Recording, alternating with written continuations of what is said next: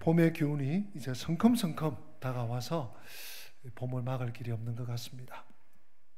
스가랴 선지서를 우리가 계속 보고 있습니다. 스가랴 선지자가 하나님으로부터 받았던 앞에 5가지 환상, 정말 놀라운 환상입니다. 그리고 감사한 환상입니다. 감격스러운 환상입니다. 긍정적인 환상들이었습니다. 예루살렘 성전을 중심으로 주께서 주시는 회복의 말씀, 그리고 그 회복을 격려하고 또 소망하고 희망하는 그런 메시지가 들어 있었습니다.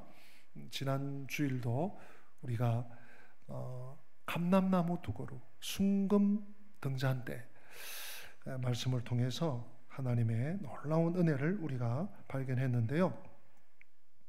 그런데 이제 남아있는 총 8개의 환상인데 5개가 맞춰졌습니다. 오늘 6번째, 7번째 환상을 보게 되고, 다음 주, 그 다음 주는 스가랴를 잠깐 쉬어야 될 것 같은데요. 이제 남아있는 이 3가지 환상은 다릅니다. 나머지 3 환상, 오늘 2 환상을 보게 될 텐데, 이 3 환상은 심판을 경고하고 경계하는 내용들입니다. 총신의 김희보 교수님은 앞에 5 환상들이 여호수아와 스룹바벨과 온 이스라엘에 대한 격려와 사죄의 은총을 보여준 것이라면, 오늘 다루는 이 2 이상 환상은 이스라엘의 죄악에 대한 준엄한 징계와 경고를 보여주는 환상이다, 이렇게 요약하고 있습니다. 자, 우리 6번째 환상, 오늘의 첫 번째 환상이죠. 두루마리 환상을 한번 같이 상고해 보십시다. 오늘 본문 스가랴 5장 1절에서 4절 말씀입니다. 이제 선지자는 날아가는 두루마리를 봅니다. 여러분, 이 두루마리란 본래 하나님의 말씀이 기록되어 있는 고대의 사본들입니다. 우리는 얼마나 좋은 활자로, 이렇게 다양하게 칼라로, 또 이렇게 가죽으로 싼 이런 성경책을 사서 보고 있지만, 고대 이스라엘에는요, 이런 책은 찾아볼 수가 없습니다. 기껏해야 양피지, 양이 많은 나라니까요, 양을 잡아서 이 양의 가죽을 아주 얇게 피워서, 그걸 두들겨서 넓게 길게 피워서 거기에 필사자들, 서기관들이 필사를 합니다. 하나님의 말씀을, 성경을 옮겨 적어요. 그리고 그게 이제 부피가 많고 둘둘 많은 거예요. 많은데 양쪽으로 고리를 끼워서 이렇게 많은 것입니다. 창세기 한 권이 한아름 되기도 하고, 뭐 이사야처럼 또는 저 시편처럼, 그런 책들은 너무 두꺼워서 한 번에 이동하기가 힘든 1권, 2권 이렇게 나눠야 되는 그런 모습을 여러분들이 상상하시면 되겠습니다. 근데 이 스가랴가 본 두루마리 책에 씌어 있는 내용이 문제입니다. 오늘 첫 번째. 여러분, 우리가 성경책이라 그러면 보통 하나님 말씀이라고 하면 우리를 구원받게 하고 우리를 또한 생명 얻게 하는 복된 말씀으로 우리는 알고 있습니다. 네, 그렇습니다. 그런데 여러분, 성경 말씀은 또 하나의 기능이 있습니다. 아시죠? 하나님의 말씀을 거부하고 하나님의 말씀을 받아들이지 않는 불순종의 사람들에게는 똑같은 이 생명의 말씀이 사망의 말씀이 됩니다. 심판의 말씀이 되고 저주의 말씀이 된다는 것입니다. 이것이 하나님 말씀, 성경의 이중성입니다. 우리가 공동체 성경 읽기를 통해서 20분 성경 읽기 하고 있는데, 며칠 전에 신명기가 끝났습니다. 신명기 27장 또 28장 같은 데 보면 축복의 산 그리심산에서 하나님의 축복을 선포하고, 저주의 산 에발산에서 하나님의 저주를 심판하는, 그래서 신명기 28장 같은 데 보면 축복의 말씀은 조그만하게 나와 있고 저주의 말씀은 3배, 4배, 5배 분량으로 하나님께서 너희들이 불순종하면, 너희들이 하나님 경외에서 떠나면 이런 저주가 임한다 하는 말씀이 성경에 기록하고 있습니다. 오늘 이 스가랴에게 보여주는 이 날아가는 두루마리, 성경의 말씀, 하나님의 말씀이 매우 부정적 내용들입니다. 말씀드린 것처럼 앞에 5가지 환상에서 이미 하나님은 이스라엘 백성이 누리게 될 축복의 약속을 충분히 다 전달하셨습니다. 감사하게는 이 6번째 환상이 첫 번째 환상이 아닌 것이 얼마나 감사한지요. 하나님의 배려인 것 같습니다. 이제 이 메시지를 제대로 받아들이지 못하는 사람들에 대한 경계와 경고로서 심판의 메시지를 주시려고 하나님께서 오늘 이 6번째, 7번째 환상을 준비하신 것입니다. 사실 제가 이 스가랴서를 설교하면서 설교 시간이 좀 길어졌어요. 내용은 많고 또 그걸 요약하고 축약하고 줄이고 또 준비해 와서 또 빼고 이렇게 하는데도 뭐 평소보다는 10분, 길게는 15분 이렇게 길어지는 것 같습니다. 오늘도 이 2가지 환상을 그러면 다 다루지 말고 하나만 하고 다음 주에 또 하면 좋은데 그게 좀 쉽지가 않습니다. 왜냐하면 이 2 환상이 붙어 있어요. 앞에 오늘 두루마리 환상이 뭔가 이 베이스를 깔아줍니다. 그러면 이제 에바속 여인 오늘 7번째 환상이 그것을 완성해 줍니다. 하나님의 심판이 어떻게 이 땅에 이루어지고 어떻게 그것이 전개되는지를 보여주게 됩니다. 이 두루마리 환상이 계속되는데요. 스가랴가 본 이 두루마리는 적어도 제가 볼 때 2가지 특징이 있습니다. 첫 번째는 이 두루마리의 크기입니다. 이 두루마리의 크기가 엄청 큽니다. 오늘 2절 말씀에 보니까 길이가 20규빗이에요. 폭이 넓이가 10규빗, 10규빗이에요. 여러분 한 규빗이 약 한 45에서 50cm 됩니다. 적게 잡아서 45cm라 그럽시다. 20규빗이면 10m가 조금 안 되는 9m입니다. 길이가. 여러분 성경책 길이가 9m예요. 또 넓이, 폭이 10규빗이니까 45cm가 10개니까 4.5m, 약 5m가 되는 그 성경책. 상상이 쉽지 않죠. 그 의미를 우리가 생각하기 전에 묘하게 열왕기상 6장 3절에 보면 솔로몬 성전에 제단 앞에 하나님께 제사하기 위해서 제사장이 나아가는 그 제단 앞에 낭실이 있습니다. 낭실, 현관이라고 하죠. 그 낭실의 크기가 지금 이 스가랴서의 두루마리와 똑같은 거예요. 솔로몬 성전의 낭실, 현관의 크기가 20규빗, 길이가 20규빗, 폭이 10규빗입니다. 여러분 낭실, 현관이 무엇 하는 곳입니까? 성전의 현관, 낭실, 제단 앞에 낭실이 무엇 하는 곳이냐? 제사장이 백성들을 모아놓고 하나님의 율법을 읽는 곳이에요. 하나님의 말씀이 선포되는 곳이 낭실인데 그 낭실 크기하고 오늘 하나님의 말씀인 두루마리 크기하고 똑같다. 우리에게 시사하는 바가 있습니다. 또 하나님의 이 말씀 두루마리, 이 낭실 크기하고 똑같은 이 큰 두루마리가 날아다닙니다. 자, 그러면 이 큰 두루마리에 우리에게 주시는 메시지가 뭘까? 첫 번째는 엄청난 이 저주의 파괴력을 보여주기 위해서 하나님의 말씀이 이렇게 크다는 거예요. 즉 거대한 두루마리의 이 등장은 두루마리에 기록된 저주의 무서운 심판이 연상된다는 것입니다. 그런가 하면 또 어떤 학자는 이 두루마리의 크기를 백성들이 저지른 무수한 죄악 혹은 그 죄악이 퍼져 있는 방대한 지역을 상징한다고 봅니다.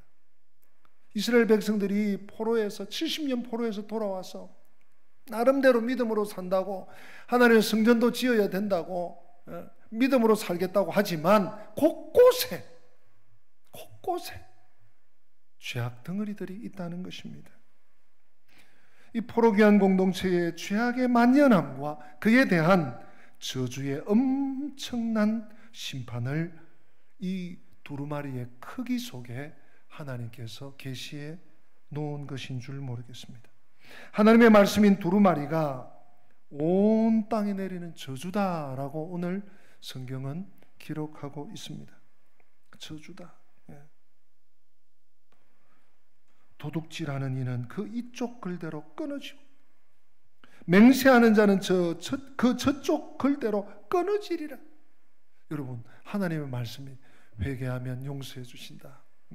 너희들이 어떠하든지 나에게로 돌아오면 내가 다 받아준다. 이런 말씀만 있는 것이 아니라 끊쳐진다는 거예요. 도둑질하는 자는 그 이쪽 글대로 끊쳐진다.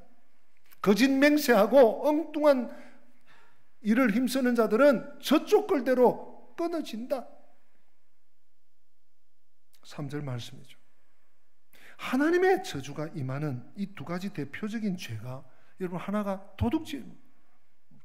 다른 하나는 거짓 맹세입니다. 3절과 4절을 연해서 보면 그냥 맹세가 아니라 하나님의 이름을 빙자한 거짓 맹세입니다. 이 도둑질은 십계명의 후반부, 즉 이웃에 대한 인간들 상호간에 범하는 죄의 대표적인 것으로 볼 수가 있습니다. 그 죄는, 이 도둑질은 인간의 악한 탐심의 표현이고 가장 기본적인 죄악이라고 할 수 있습니다. 또 이 거짓 맹세는 십계명 전반부, 즉 하나님에 대한 죄, 하나님을 경외하고 하나님만을 믿고 하나님을 경홀히 여기지 않는 여기에 대한 죄의 대표적인 것을 지적하고 있습니다.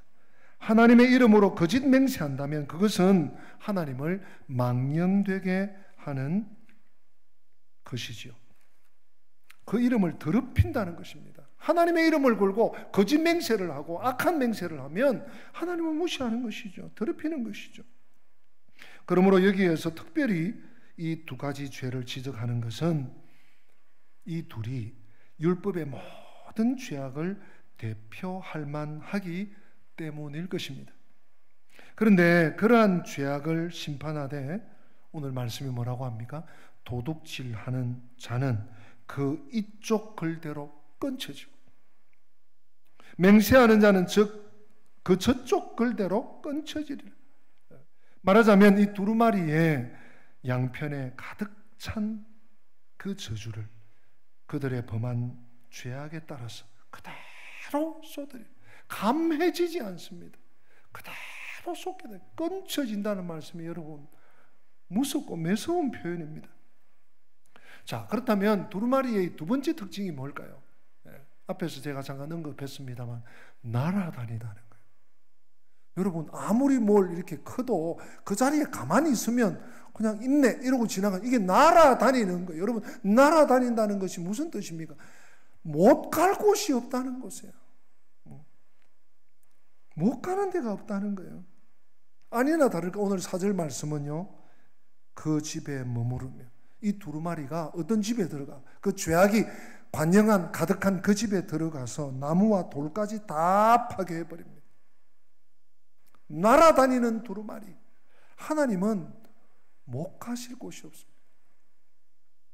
또 죄악이 발견되면 그 집에 들어가서 진을 치고, 그 집에 머무르면서 그냥 뭐 지붕만 좀 태우고 대문만 좀 거슬르고 나오는 게 아닙니다.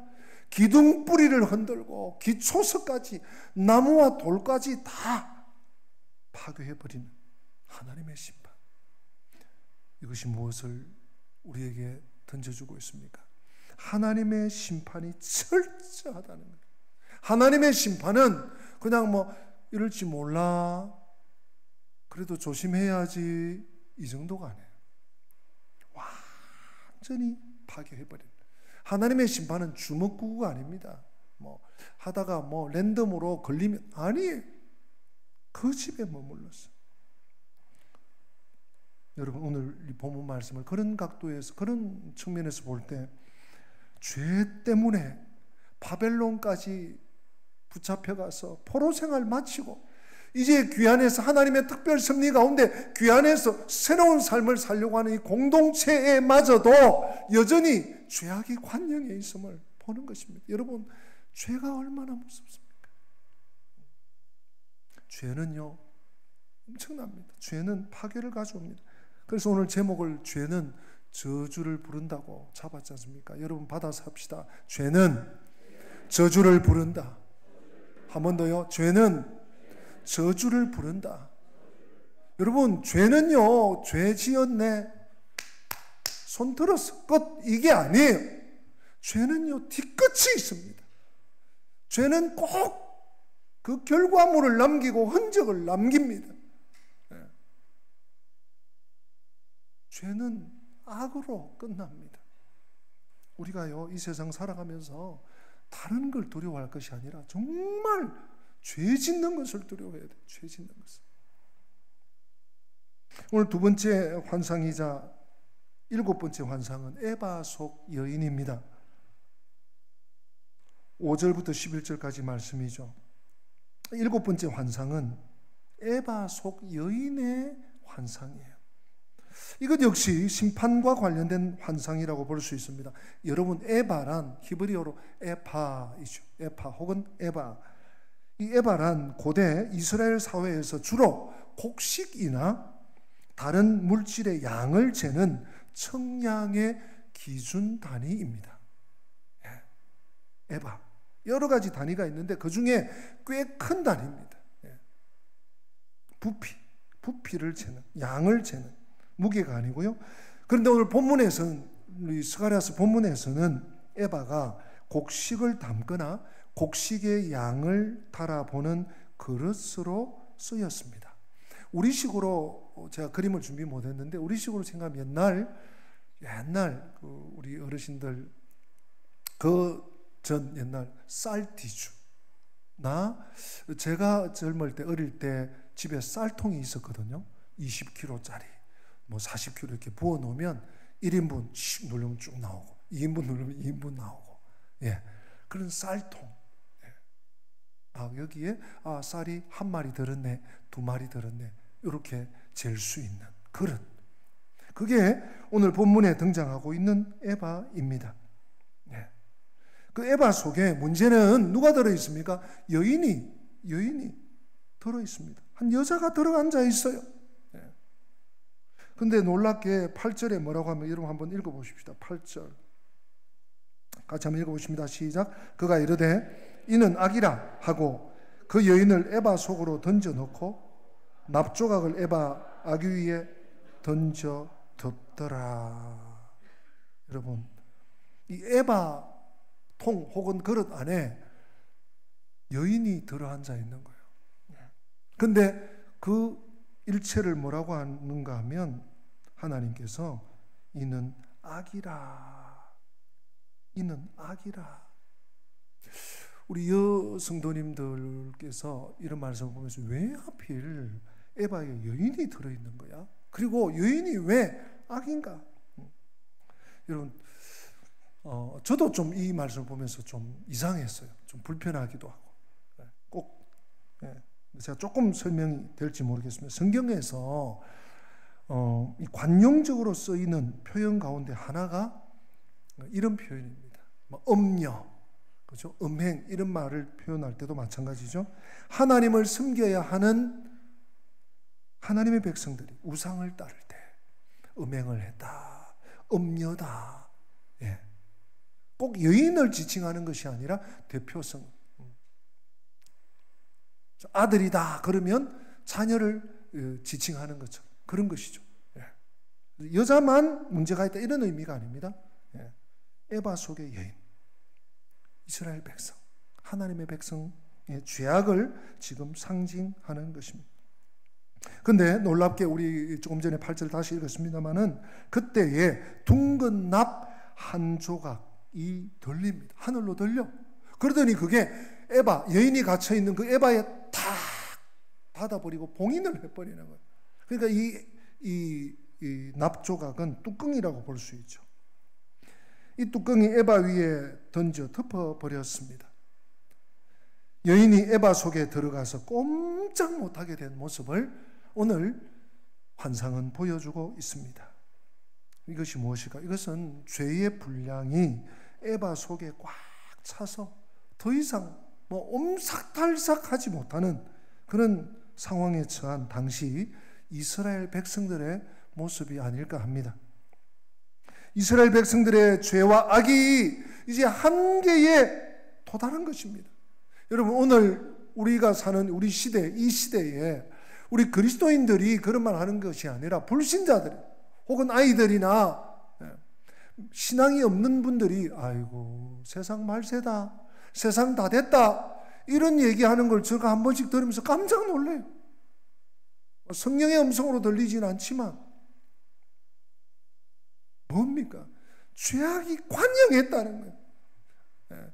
불신자의 눈에 볼 때도 이것은 악한 세태가 되었다는 반증 아니겠습니까?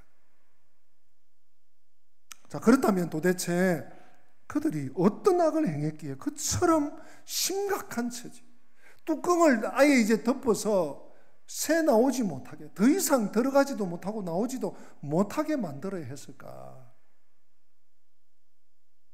두 가지입니다. 첫째는 사실 그래서 제가 오늘 6번째 환상과 7번째 환상이 연결된다 그랬죠. 앞에서도 언급했던 도둑질과 연관이 됩니다. 부도덕한 상행위입니다. 에바가 곡물을 측량하는 단위도 되고 또 오늘 우리 본문에서는 용기라고 제가 말씀을 드렸는데요. 따라서 에바 속 여인의 환상은 상업적인 거래에 있어서 이스라엘 백성들의 불성실한 범죄를 상징할 수 있습니다. 예컨대 꼭 물건을 팔고 사고 이런 속이고 이런 차원만 아닙니다. 여러분 좀 확대로 생각하셔야 됩니다. 예컨대 돈을 꾸고도 고의로 갚지 않아. 언제까지 갚겠소? 했는데 개인 대 개인이 거래하면서 안 갚으면 지금 내가 써야 될 돈인데 이것 때문에 가슴을 졸이고 이거 한 번, 두 번 얘기하다가 또 안 들으면 또 괜히 이상해지고. 저희가 대신방 하면서 지난주에요, 우리 집사님 가정에 이렇게 기도 제목이 있어요. 제가 알고 있는 기도 제목이에요. 근데 그게 해결됐습니까? 했더니 목사님 아직 해결이 안 됐어요. 도저히 안 되겠어요. 벌써 만 2년이 지납니다. 법적으로 갈 수밖에 없어요. 무슨 일인가 하면 이 집에 세를 들었어요. 무슨 회사가. 근데 한 번, 두 번 월세를 주더니 보증금 조금 걸고 2년 동안 한 번도 안 주는 거예요. 처음엔 전화통화가 되다가 이제 전화통화도 안 돼. 주겠다 말겠다 소리도 없어. 계약이 지금 끝나는데 요즘 이 계약이라는 것이 세입자에게 유리하게 이렇게 한다면서요. 그러니 이거 지금 법적으로 안 갈 수 없는 상황. 뿐만 아닙니다. 요즘 우리가 매스컴에서 가슴을 쓰다듬으면서 쓸어내리면서 아파하면서 듣는, 좀 잊어버릴만 하면 또 생기고 하는 빌라 전세 사기. 어려워서 빌라에 사는데 그것마저도 갈취해서 주지 않고 도망가 버리는 업체들. 일부러 또 그것을 또 확대해서 굉장히 저렴하게 하는 것처럼 해서 또 엮어버리는 그런 업자들, 악덕 업자들. 여러분 얼마나 우리 사회도 그런 일들이 비일비재합니까? 유다의 사회가 그랬던 거예요. 이스라엘 백성들이 당시 보편적으로 범하고 있었던 이 죄를 상징하기 위해서 하나님이 이 에바, 양을 측량하는 단위를 물품으로 이렇게 보여주신 거죠. 시간 관계상 이 에바에 대한 말씀이 여러 곳에 나옵니다. 레위기 19장 36절, 에스겔, 본문 잠깐만 한번 띄워주시겠어요? 에스겔 45장 10절, 아모스 8장 5절, 지나갑시다. 두 번째 어떤 죄악이 유대 사회에 만연해 있었을까요? 여러분 상상하시듯이 바로 우상숭배입니다. 우상숭배. 그냥 거짓 맹세하는 것으로 맹세 안 하면 되고 내가 좀 거짓말 좀 했어. 왜? 이제 이런 정도가 아니에요. 그게 우상과 연결이 돼요. 하나님을 부인하고 하나님을 무시하고 하나님의 계명을 무시해 버리니까 우상으로 가버리는. 에바는 당시에 우상을 보관하거나 우상들을 옮기는 수단으로 사용되기도 했다고 합니다. 그래서 이 여인은 어떤 우상 숭배의 범죄를 상징하는 것이라고 할 수 있습니다. 어쩌면 그 여인은 실제로 여인의 형상을 하고 있던 어떤 우상을 가리키는 것일 수도 있습니다. 아니면 그보다는 더 보편적으로 당시 생존에 급급한 이스라엘 백성들이 너나 없이, 여러분 포로에서 돌아왔습니다. 아무런 기반 시설 없습니다. 가진 거 없습니다. 잘못하다가 남에게 빌어먹어야 될 상황입니다. 그러다 보니까 너나 없이 붙들고 있었던 가장 커다란 우상이 탐심이었던 것으로 우리는 볼 수 있습니다. 하나님의 은혜로 가나안 땅에 들어오기는 했지만 생존 문제에 발버둥 치다 보니까 돈에 대한 욕심, 물질에 대한 욕심이 찾아들었던 것이죠. 물질에 대한 소유욕이 당시 이스라엘 백성들을 지배하던 가장 강력한 우상이었다고 할 수 있습니다. 무릇 탐심은 또한 우리 시대의 최대의 우상이 아니겠습니까? 골로새서 3장 5절에서 바울은 그래서 이렇게 주의를 환기시키고 있습니다. 땅에 있는 지체를 죽이라. 곧 음란과 부정과 사욕과 악한 정욕과 탐심이니 탐심은 우상 숭배니라. 탐심이 나만 내 것만 하는 이 탐욕이 우상 숭배와 직결되어 있음을 성경은 기록하고 있습니다.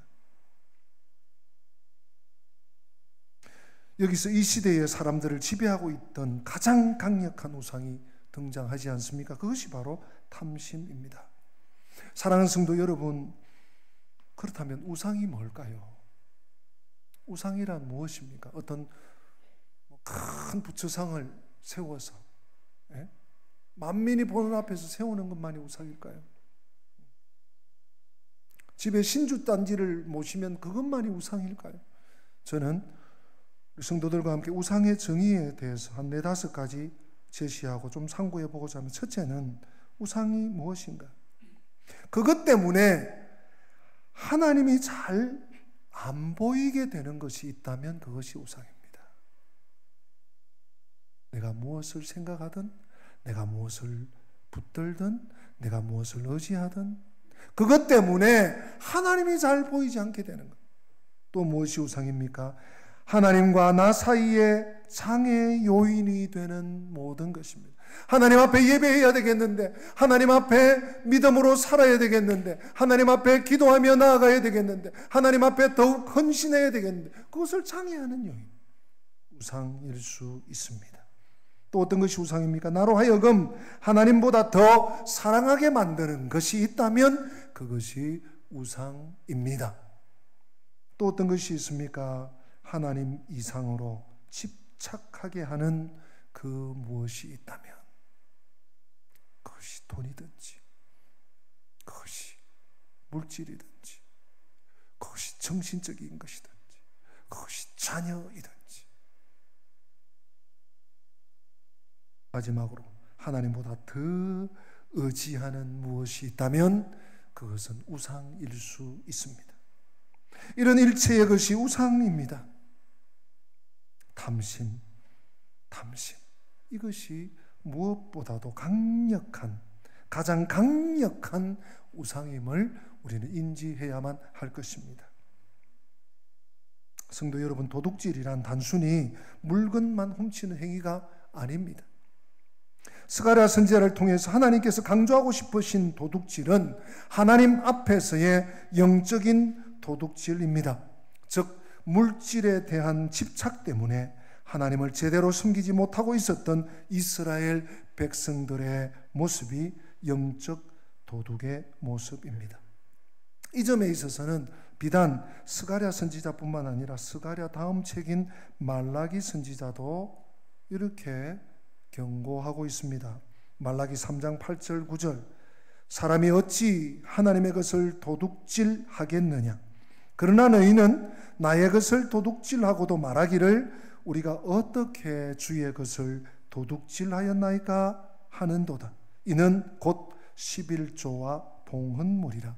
너희 곧 온 나라가 나의 것을 도둑질하였으므로 너희가 저주를 받았느니라. 사랑하는 성도 여러분, 에바 속 여인의 환상을 통해 하나님은 이스라엘 백성이 그 범죄에서 돌이켜 바르게 되기를 원하셨어요. 앞에 5가지의 환상을 통해서 하나님의 회복과 하나님의 은혜와 은총을 입는 것을 너무너무 원하시지만 사실 그러려면 돌이켜야 되는 것들이 있습니다. 그것이 죄악입니다. 쏟아내야 되는 것이 있습니다. 그것이 죄악입니다. 그러나 만일 돌이켜 회개하지 아니하면 어떻게 하시겠다는 경고가 오늘 본문 9절 이하에 펼쳐지고 있습니다. 9절에 내가 또 눈을 들어 본 적 두 여인이 나오는데 학의 날개 같은 날개가 있고 그 날개에 바람이 있더라. 여러분 이 날개 같은 학의 날개 같은 날개, 바람을 일으키는 이 천사죠. 이 천사를 장세훈 교수는 이 두 여인을 에스겔 1장에 나오는 케투빔과 유사하다 이렇게 설명하고 있습니다. 제가 설명은 생략하겠습니다.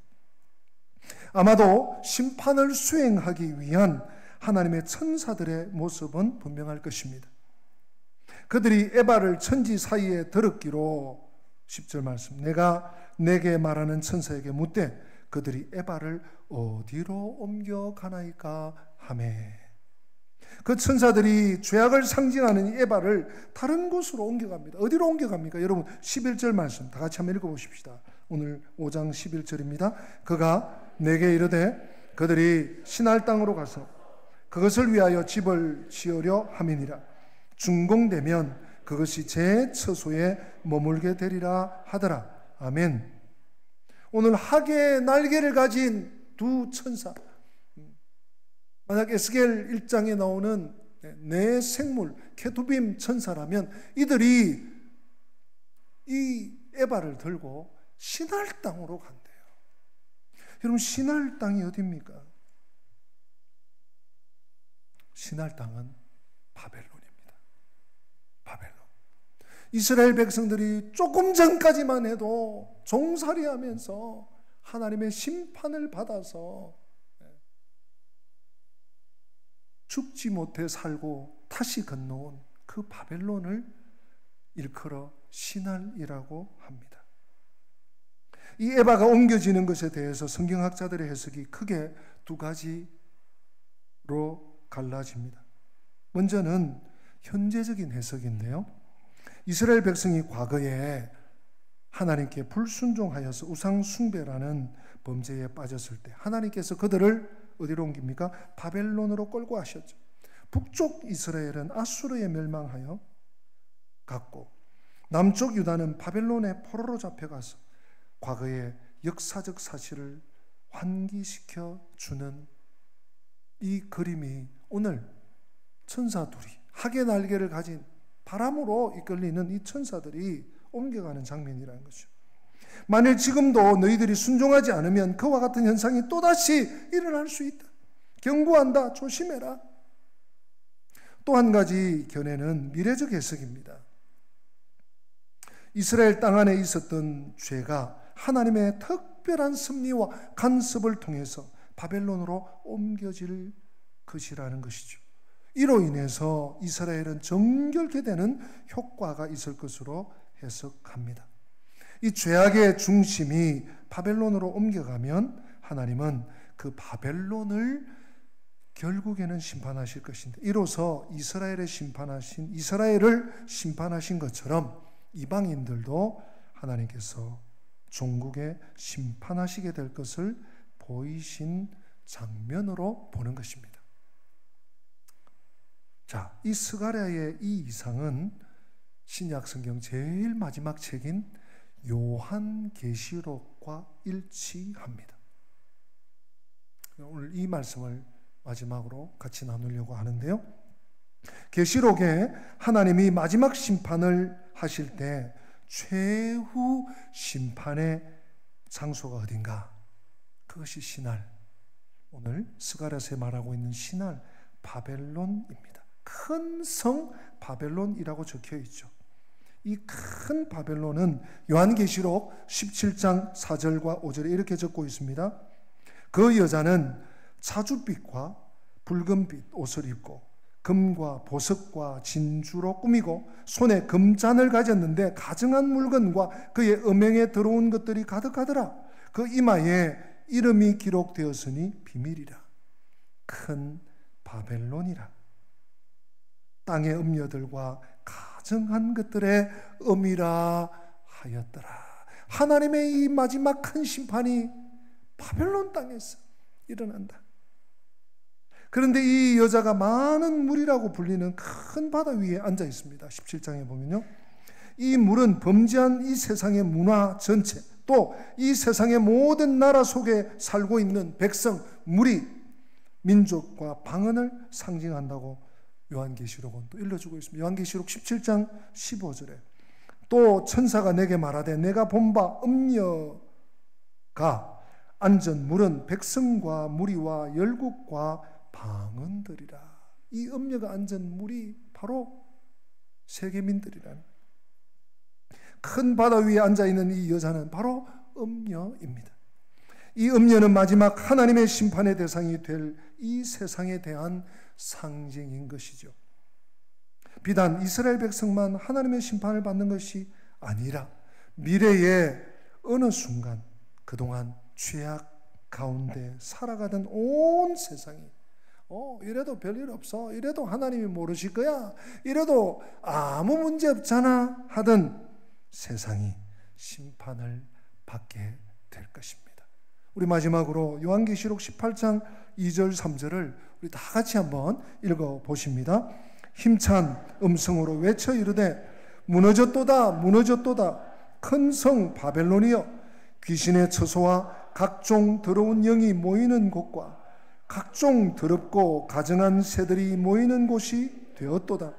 그 음행의 진노의 포도주로 말미암아 만국이 무너졌으며 또 땅의 왕들이 그와 더불어 음행하였으며 땅의 상인들도 그 사치의 세력으로 치부하였도다 하더라. 아멘. 무너졌도다 무너졌도다. 큰 성 바벨론이 무너지고 있습니다. 그리고 앞으로 무너질 것입니다. 왜요? 죄악의 도성이기 때문입니다. 이것은 결정난 마지막 심판의 선언입니다. 마지막 심판의 모습을 큰 바벨론으로 요한계시록이, 또 오늘 신할 땅으로 스가랴의 환상이 묘사하고 있습니다. 사람들의 범죄 때문에 이 심판을 피할 수 없는 그런 모습입니다. 이 에바의 악의까지 꽉 차버린 죄악의 현실이 오늘 우리가 사는 이 시대의 현실입니다. 이 요한계시록 18장에 나타나고 있는 상인들은 장사하는 사람들을 말할 것입니다. 올바로 장사하고 똑바로 돈을 쓴다는 것이 얼마나 중요한지, 그 사치함과 범죄를 인해서, 그리고 온갖 우상 숭배를 인해서 하나님의 마지막 심판이 바벨론에 부어지고 있는 모습을 우리는 보게 됩니다. 이처럼 에바속 여인의 환상은 가까이 있는 심판과 먼 미래에 있을 심판을 동시에 보여줍니다. 오늘 6번째와 7번째 스가랴의 환상, 두루마리 환상과 에바속 여인의 환상이 무엇을 의미합니까? 하나님의 심판은 철저하다는 것입니다. 끝장을 본다는 것입니다. 그러므로 우리는 죄악 행하는 것을 두려워해야 한다는 것입니다. 우리가 앞에서 본 것처럼, 두루마리 환상에서 본 것처럼 4절에 그의 집에 머무르며 그 집을 나무와 돌과 아울러 다 살라버리시는 하나님 앞에 우리는 서 있어야 합니다. 죄는 저주를 부릅니다. 죄는 저주를 부릅니다. 심판할 곳에 악을 옮겨놓고 철저히 정확하게 끝까지 큰 성 바벨론처럼 심판하시고야 맙니다. 날아가는 두루마리, 숨을 곳이 없습니다. 숨을 수가 없습니다. 숨길 수도 없습니다. 나의 죄를 정결하게 십자가 앞에 그리스도의 은혜와 속량 앞에 놓지 않으면 우리는 세상과 도매급으로 넘어갈 수 있습니다. 오늘 우리가 성례주의를 앞두고 하나님 앞에 또 성례주일도 회개하겠지만 회개해야 할 것은 회개하고 정결하게 할 것은 정결하게 하고 하나님께로부터 받을 분복만 생각하지 말고 하나님 앞에 정결한 신부로 나아가시는 저와 우리 권속들 다 되시기를 주님의 이름으로 부탁드리고 축복합니다. 다 함께 기립하십니다. 마음이 상한 자를 고치시는 주님, 하늘의 아버지 날 주관하소서. 주의 길로 인도하사 자유케 하소서. 새 일을 행하사 부흥케 하소서. 연약한 우리의 모습을 주님 앞에 내어놓고 주의 긍휼하심을 입기 원하는 심정으로 이 찬양 하나님 앞에 올려드립니다.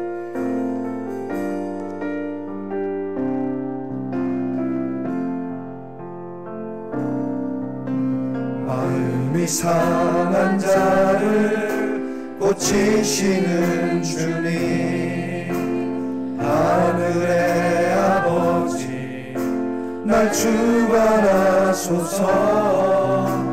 주의 길로 인도하사 자유케 하소서. 새 일을 행하사 부흥케 하소서. 의에 줄이고 목이 마르니 성령의 기름 부으소서. 의에 줄이고 목이 마르니 내 잔을 채워주소서. 성령으로 채우사 하소서. 성령으로 채우사 주보게 하소서. 주의 임재 속에 은혜 알게 하소서. 주 뜻대로 살아가리 세상 끝날까지 나를 잊으시고 새날 열어주소서. 의에 줄이고 목이 마르니 성령의 기름 부으소서. 의에 줄이고 목이 마르니 내 잔을 채워주소서. 하나님 아버지, 그렇습니다. 저희들이 그렇습니다. 이 죄악이 관영한 시대에 믿는 자라고 하면서도 하나님의 성령을 쫓아 살기보다는 나의 소욕과 나의 욕심과 나의 어리석음을 붙쫓아 살아가는 저희들의 걸음을 멈추고 오늘 6번째 환상과 7번째 환상, 두루마리 환상과 또한 하나님 아버지 에바 속 여인의 환상을 저희들에게 보여주심을 감사합니다. 죄는 저주를 부릅니다. 할 수 있거든 죄와 멀어지게 하여 주시고 할 수 있거든 죄를 던져버리게 하여 주시옵소서. 내 힘으로 내 결심으로 내 의지로 안 됩니다. 성령님 도와 주시옵소서. 불쌍히 여겨주셔서 십자가의 보혈로 덮어주시고 어둠의 세계가, 어둠의 세력이 한 길로 왔다가 예수 이름으로 7길로 떠나가는 역사가 있게 하여 주시옵소서. 주 예수 그리스도의 은혜와 하나님 우리 아버지의 변함없는 사랑과 보혜사 성령님의 교통하심이 죄의 길이 아니라 진리의 길로, 불순종의 길이 아니라 순종의 길로, 우상 숭배가 아니라 오직 예수의 길로 나아가기 원하는 주의 백성들 머리머리 위에, 저들의 가정과 생업 위에, 우리 교회와 민족과 열방 위에 지금부터 영원토록 함께 계실지어다. 아멘.